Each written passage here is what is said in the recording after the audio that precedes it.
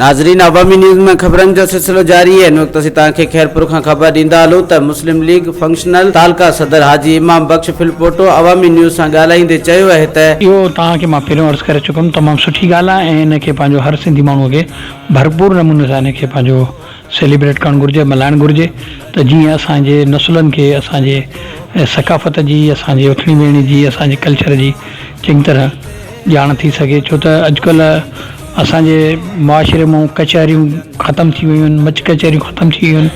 अॻे जेके राजूना सिस्टम हूंदा उहे तक़रीबन ख़तमु थी चुका आहिनि। सो इन्हनि प्रोग्रामनि सां असांजे नौजवान नसलनि में इन शइ जी पंहिंजो ॼाण वधे थी त असांजो कल्चर छा आहे, सिंध छा आहे, सिंधी माण्हुनि जी रहणी करणी छा आहे। इहो मिलण जुलण सां माण्हू में हिकिड़ो मुहबत एकता पैदा थींदी।